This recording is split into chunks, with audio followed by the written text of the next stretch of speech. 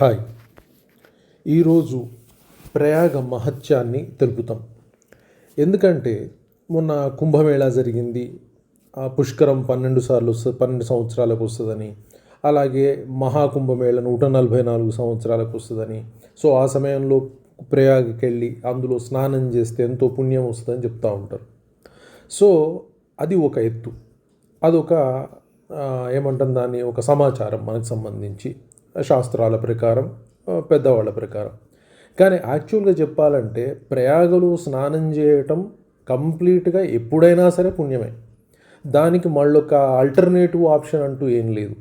So ఆ విషయాలు ఇప్పుడు మీకు తెలుపుతాం.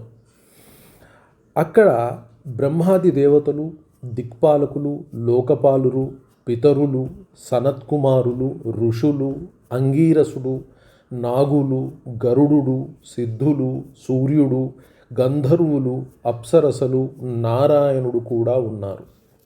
అంటే అంత ప్రాశస్త్యమైనటువంటి ప్రదేశం అది.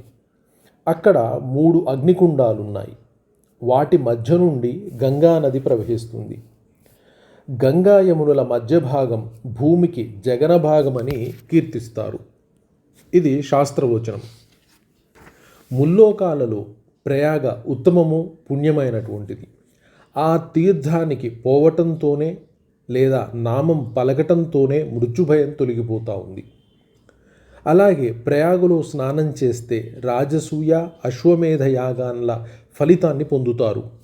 ఇక్కడ చేసినటువంటి ఎంత చిన్నదానమైనా సరే ఒక గొప్ప ఫలితాన్ని ఇస్తుంది. వేదం ప్రకారం మరియు లోకవచనం ప్రకారం ప్రయాగలో మరణించుట ఎంతో ఉత్తమమైనటువంటిది. ప్రయాగలో 6,10,000 తీర్థాల సాన్నిధ్యం ఉంది అని శాస్త్రం చెబుతూ ఉంది.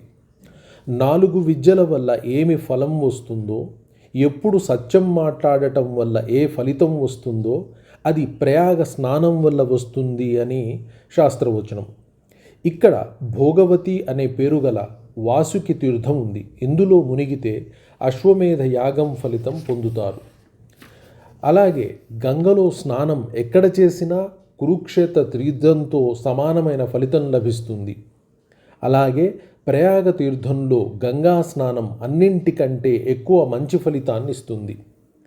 అలాగే చేయకూడని 100 కొలది పనులు, అంటే పాపపు పనులు చేసినా కూడా గంగా స్నానం అగ్ని ఇంధనాన్ని దహించినట్లుగా ఆ పాపాన్ని దహిస్తుంది అని శాస్త్రం చెబుతూ ఉంది.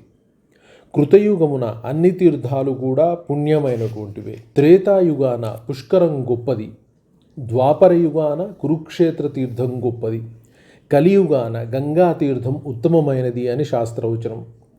పుష్కర తీర్థాన, కురుక్షేత్ర తీర్థాన, గంగా తీర్థాన మధ్యనున్న ప్రయాగ తీర్థాలలో మునిగితే వారి 7 తరాలు ఉద్ధరింపబడుతాయి. అంటే ఆ మానవుడి 7 తరాలు కూడా పుణ్యాన్ని పొందుతాయి, ఉద్ధరింపబడుతాయి. మానవుడి ఎముకలు ఎంతవరకు గంగా స్పర్శ కలిగి ఉంటాయో అంతవరకు ఆ మనిషి స్వర్గంలో పూజలు అందుకుంటాడు అని శాస్త్రం చెబుతూ ఉంది. అలాగే గంగతో సమానమైన తీర్థం లేదు. గంగ ప్రవహించే ప్రదేశం ఎంతో ఉత్తమమైనది. అది ఎంతో ఉత్తమ తపోవనమని, అలాగే గంగా తీరాన ఉన్న ప్రదేశమే సిద్ధిక్షేత్రమని శాస్త్రాలు చెబుతూ ఉన్నాయి. ఇది కూడా పులస్త్యుడు భీష్ముడికి చెప్పినటువంటి తీర్థయాత్రకు సంబంధించిన ఒక గొప్ప విషయం.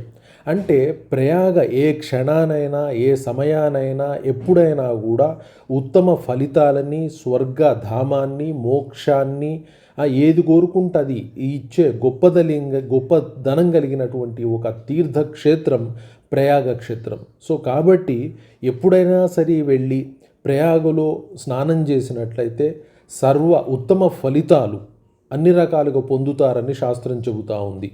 Thank you very much.